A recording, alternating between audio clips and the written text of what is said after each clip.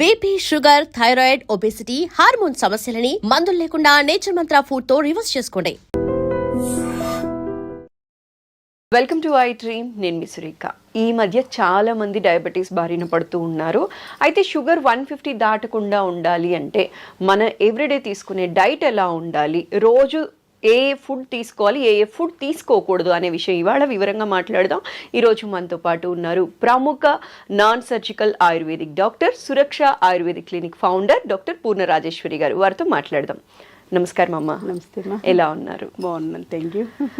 అమ్మ, జనరలీ ఏంటి అంటే షుగర్ 150 దాటకుండా ఉండటం కోసం చాలా కష్టపడుతూ ఉన్నారు. చాలా మంది డయాబెటీస్ బారిన పడిన వాళ్ళందరూ కూడా తగ్గించడానికి చాలా కష్టపడుతూ ఉన్నారు.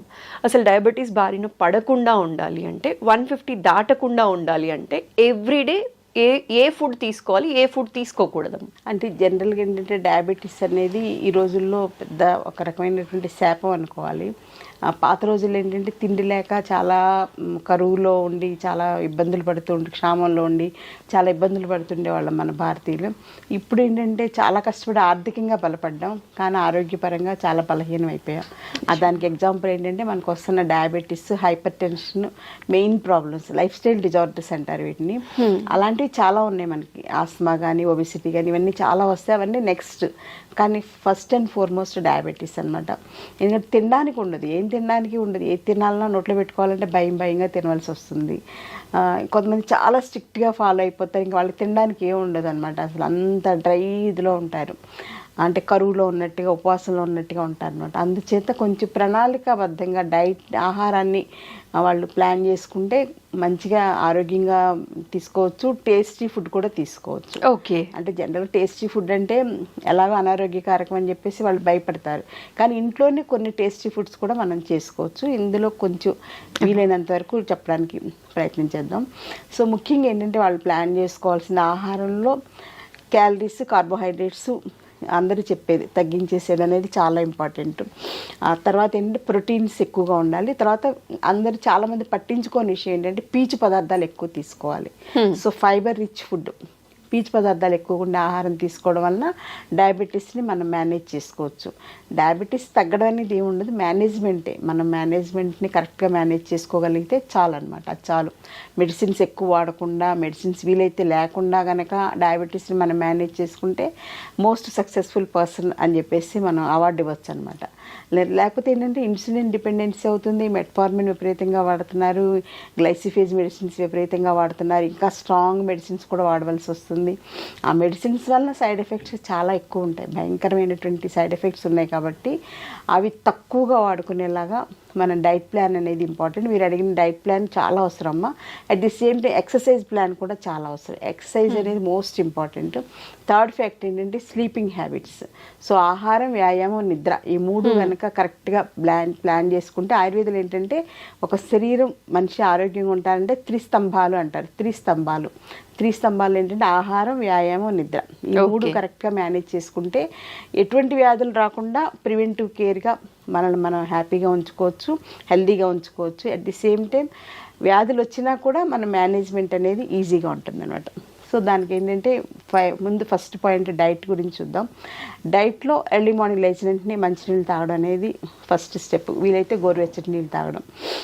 తర్వాత సెకండ్ పాయింట్, రాత్రి కొంచెం పడుకోబోయే ముందు కొంచెం మెంతులు, జీలకర్ర, ధనియాలు నానబెట్టేసుకుని ఉదయం ఫస్ట్ డోస్గా మంచినీళ్ళు తాగడం అయిపోయాక 7-8 మధ్యలో ఈ నీళ్లు తాగేయడం అనేది ఇంపార్టెంట్. తినగలిగితే నమిలేసేసి మింగేసేయచ్చు. మెంతులు కానీ, ధనియాలు కానీ, జీలకర్ర నమిలి తినడం అంటే కొంచెం కష్టంగా ఫీల్ అయ్యేవాళ్ళు జస్ట్ ఆ వాటర్ తాగినా కొంతవరకు బెనిఫిట్ ఉంటుంది. ఒకవేళ తాగలేకపోతే దాంతో కొంచెం డికాక్షన్ లాగా, టీ లాగా పెట్టేసేసుకుని అందులో కొంచెం అల్లం ముక్క కూడా వేసుకుని, కొంచెం దాల్చిన చెక్క కూడా యాంటీ డయాబెటీస్గా బాగా పనిచేస్తుంది.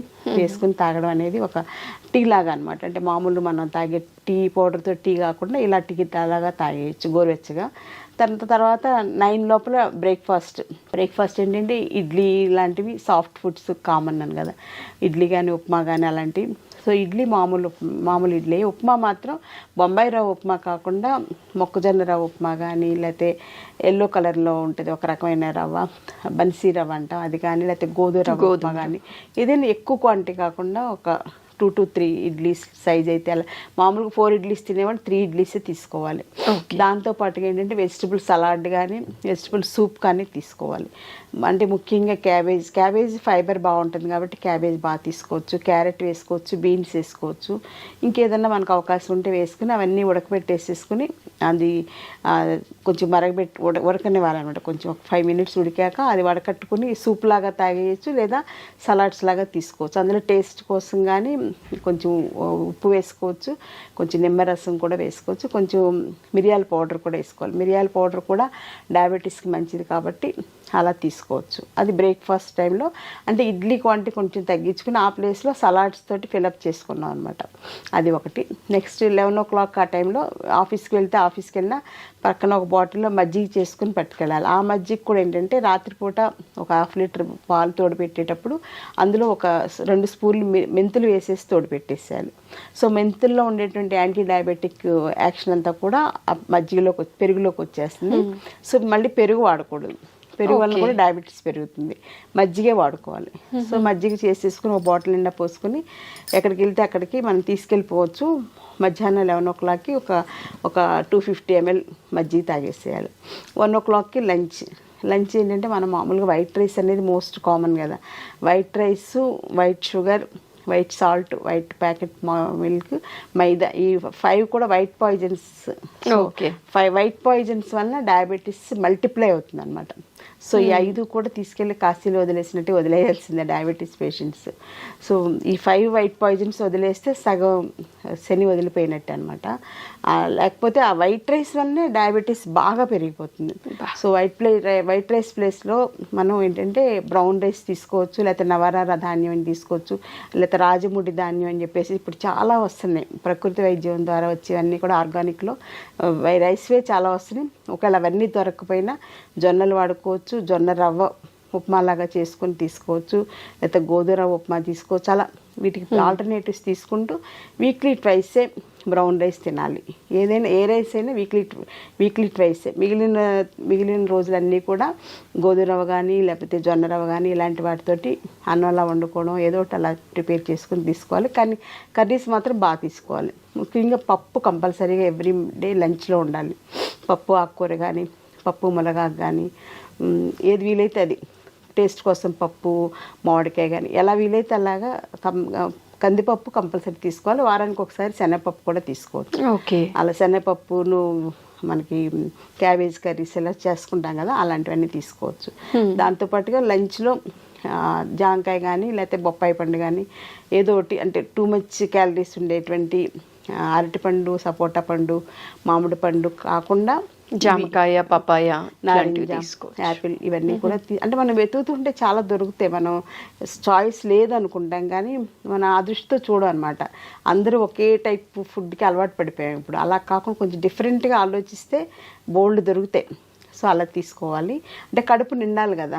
ఇప్పుడు మామూలుగా అయితే అన్నమే చక్కగా ఇంత అన్నం పచ్చడి వేసుకుని, ఇంత అన్నం పప్పు వేసుకుని, ఇంత అన్నం పులుసు వేసుకుని, ఇంత అన్నం పెరిగేసుకుని తింటే కడుపు హాయిగా నిండుతుంది. వైట్ రైస్ కదా, షుగర్ కూడా అలాగే మల్టిప్లై అయిపోతుంది. అందుకని ఏంటంటే బ్రౌన్ రైస్, గోధుమ రవ్వ అవి ఎక్కువ తినలేం, బాడీ పట్టదనమాట. ఆ ప్లేస్కి మనం ఇలా ఫ్రూట్స్ తోటి బ్యాలెన్స్ చేసుకునేలాగా లేకపోతే క్యారెట్ లేకపోతే క్యాబేజ్ కానీ సలాడ్స్ లాగా ఏదో ఒకటి తీసుకోవాలమ్మా.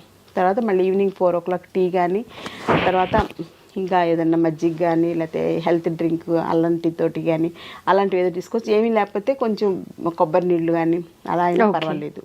కొబ్బరి నీళ్ళు తీసుకోవచ్చు, ఎక్కువ తీసుకోకూడదు, కొంచెం తీసుకోవచ్చు. అంటే న్యాచురల్ ఫుడ్స్ కాబట్టి పర్వాలేదు, తీసుకోవచ్చు. ఆ రకంగా మేనేజ్ చేసుకోవాలి. డిన్నర్ మాత్రం వీలైతే మానేసేయాలి. అంటే రైస్ ఇవన్నీ కూడా మానేసేయాలి. ఒకవేళ తినకుండా ఉండాలేనంటే చపాతీని కొంచెం కూర ఎక్కువ తీసుకోవాలి. తోటకూర కానీ పొట్లకాయ కూర కానీ సొరకాయ కానీ అట్లా ఎక్కువ కూర వేసేసుకుని అందులోకి 1-2 చపాతీలతోటి సరిపెట్టుకోవాలన్నమాట. లేదంటే రాగి జావ ఉంటుంది కదమ్మా, రాగి జావ బాగా ఎక్కువ క్వాంటిటీలో రాగి జావ కానీ రాగి సంకటి కానీ అలాంటివి తీసుకుని కొంచెం మజ్జిగ తాగడానికి తీసుకుంటే సరిపోతుంది అనమాట. సో ఈ రకంగా డైట్ ప్లాన్ చేసుకోవాలి. పడుకోబోయే ముందు వీలైతే ఒక 250 ml కానీ 200 ml కానీ ఆవు పాలు తీసుకోవాలి. దీనివల్ల ఏంటంటే బాడీలో కాల్షియం డెఫిషియన్సీ రాకుండా ఇలా కేర్ ఉంటుంది. సో మెయిన్గా మానేయాల్సింది ఏంటంటే బిస్కెట్స్ తినడం మానేయాలి. చాలామంది చెప్పేది ఏంటంటే డాక్టర్స్ కానీ ఎవరైనా చెప్పేదంటే మధ్య మధ్యలో ఎప్పుడు ఆకలిస్తే అప్పుడు 2 అవర్స్కి ఒకసారి బిస్కెట్స్ తినేసేయండి అని చెప్తారు.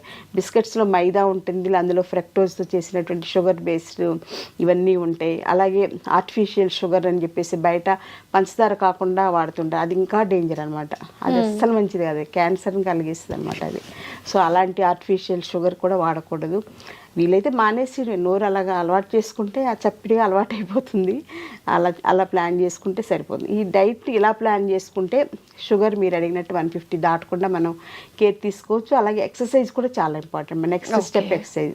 అలా ఎక్సర్సైజ్ మంచిది కదా అని ఎక్కువ ఎక్సర్సైజ్ చేయడం కూడా మంచిది కాదు. ఎక్కువ జిమ్కి వెళ్ళిపోవడం, ఎక్కువ వాకింగ్ చేసేసేయడం, ఎక్కువ యోగా చేసేసి అతి సర్వత్ర వర్జేత్. సో కొంచెం ఒక 20 to 30 minutes వాకింగ్. చిన్నవాళ్ళు అయితే బ్రిస్క్ వాకింగ్ చేయొచ్చు, కొంచెం పెద్దవాళ్ళు అయితే ఒక మాదిరిగా ఎండ తగిలేలాగా. ఎండ తగలడం అనేది చాలా ఇంపార్టెంట్ శరీరానికి, అదొకటి చాలా ఇంపార్టెంట్. తర్వాత ఏంటంటే యోగా కూడా ఇంపార్టెంట్. యోగాలో స్పెషల్ ఆసనాస్ ఉన్నాయి, పశ్చిమోత్తాసనం, ఇలాంటి ధనురాసనం, ఇలాంటివన్నీ కూడా ప్యాంక్రియాస్ మీద, తర్వాత మూత్రపిండాలు ఉంటాం కదా, కిడ్నీస్ మీద పనిచేసేలాగా ఉంటాయి. అవి స్పెషల్గా ఆయుర్వేదిక్ యోగా డాక్టర్ గైడెన్స్లో నేర్చుకుంటే కనుక యోగా కూడా రెగ్యులర్ యోగా అనేది చాలా ఇంపార్టెంట్. అలాగే ప్రాణాయామ సెషన్స్ ఉంటాయి, breathing exercises. So breathing exercise అని ఏంటంటే అందరూ అనుకున్నట్టు ఊపిరితిత్తులకి ఆక్సిజన్ అందడమే కాదు, ప్రాణశక్తి కూడా అందుతుంది అనమాట. అందుకే దాన్ని ప్రణవ ప్రాణాయామ అంటారు అనమాట. సో అలాంటి చెప్పే యోగా డాక్టర్స్ చాలామంది ఉన్నారు. అలాంటి యోగా క్లాసెస్ కూడా ప్లాన్ చేసుకుని 1 month గురువు పర్యవేక్షణ నేర్చుకుని తర్వాత వాళ్ళు చేసేసుకోవచ్చు. సో థెరప్టిక్ యోగా చెప్పేవాళ్ళు కూడా డాక్టర్స్ చాలామంది ఉన్నారు. అందులో డయాబెటీస్ కోసం స్పెషల్గా ప్లాన్ చేసుకోవాలి. సో వాకింగ్ చేసుకోవాలి, ఎండ తగిలేలాగా యోగా చేసుకోవాలి, ప్రాణాయామం చేసుకోవాలి. ఎక్సర్సైజ్ అనేది 1 hour మినిమం. అలాగే ఆఫీసులకు వెళ్ళిన వాళ్ళు కూడా మధ్య మధ్యలో ఎప్పుడు గ్యాప్ దొరికితే అప్పుడు సుఖ ప్రాణాయామ కానీ ఏదో ఒకటి ప్రాణాయామ ప్రాక్టీస్ చేసుకుంటే చాలా మంచిది అనమాట. వైటల్ పవర్ పెరుగుతుంది మనలో ప్రాణాయామం వలన. సో దీంతో పాటుగా సౌండ్ స్లీప్. నైట్ 9:30 to 10 లోపల పడుకోవాలి. మార్నింగ్ ఫ్రెష్గా 4, 6, 7 లోపల లేవాలన్నమాట. ఇంకా 7 దాటి నిద్రలేస్తే అసలు వాళ్ళకి రోజంతా కన్ఫ్యూజను, మెటబాలిజం అంతా కూడా ఇర్రెగ్యులర్ అయిపోతుంది. సో డయాబెటీస్ అనేది మెటబాలిక్ డిజార్డర్ కాబట్టి మన శరీరంలో ఉండేటువంటి మెటబాలిజంని మనం కోఆర్డినేట్ చేసుకుంటూ అనుసంధానంగా ఆహారం, వ్యాయామం, నిద్ర ప్రణాళికబద్ధంగా చేసుకుంటే డయాబెటీని అధిగమించవచ్చు. అలాగే డయాబెటీస్ తోటి మేనేజ్ చేసుకోవచ్చు. డయాబెటీస్ వల్ల సో మెనీ కాంప్లికేషన్స్ వస్తాయి అన్నమాట. అంటే ముఖ్యంగా రెటినోపతి, నెఫ్రోపతి, న్యూరోపతి, ఇలాంటి కార్డియోపతి, ఇలాంటివన్నీ రాకుండా మనల్ని మనం కాపాడుకోవాలంటే మీరు అడిగినట్లుగా షుగర్ లెవెల్స్ ఫాస్టింగ్లో 150 80% దాటకుండా కేర్ తీసుకోవాలి. అలాగే కొంచెం టేస్టీ ఫుడ్స్ కూడా ఇంట్లో చేసుకోవచ్చు. మనం సపోజ్ బయట చెత్త బిర్యానీ తింటూ ఉంటారు, అలా కాకుండా మనం ఇంట్లో వెజిటబుల్ బిర్యానీ, ఎక్కువ క్యాబేజ్ ఇవన్నీ ఎక్కువ వేసి, క్యాబేజ్ కానీ క్యారెట్ కానీ ఇలాంటివన్నీ వేసుకొని, బీన్స్ ఇవన్నీ ఎక్కువ వేసుకోవాలి, కొంచెమే రైస్ వేసుకోవాలన్నమాట. ఆ రైస్ వెజిటబుల్స్ ఎక్కువ ఉంటాయి అప్పుడు అలాంటి బిర్యానీ మనం టేస్టీగా చేసుకుంటే చాలా బాగుంటుంది అనమాట. బయట దొరికే వాటికన్నా కూడా. బయట ఏంటంటే వాళ్ళు కలర్స్ వేస్తుంటారు, కెమికల్స్ వేస్తుంటారు రుచి కోసం ఎక్స్ట్రా. అవన్నీ కూడా శరీరానికి చాలా డ్యామేజ్ చేస్తాయి. ఎంత అంటే రకరకాల వ్యాధులు వస్తాయి, డయాబెటీస్, ఒబెసిటీ ఇవన్నీ ఎలాగో వచ్చేస్తాయి. వాటిని అధిగమించి క్యాన్సర్ లాంటివి కూడా ఈ ఫుడ్స్ వలన వస్తున్నాయి. కాబట్టి అందులో ఫుడ్స్లో పెట్టేసే కలర్స్ మోస్ట్ డేంజరస్ అనమాట. బయట ఫుడ్స్ 100% మానేస్తే డయాబెటీస్ మనం సగం సక్సెస్ అయినట్టే. ఇంకా మిగిలిన సగం ఇంట్లో మంచిగా మనం డైట్ ప్లాన్ చేసుకుంటే హ్యాపీగా డయాబెటీస్తో కలిసి సహజీవనం చేస్తూ అది మనల్ని బాధ పెట్టకుండా మనం ఆరోగ్యంగా ఉండేలాగా జాగ్రత్త పడవచ్చు. థ్యాంక్ యూ సో మచ్ అమ్మ, చాలా సవివరంగా తెలియచేశారు. నమస్కారం. నమస్తే.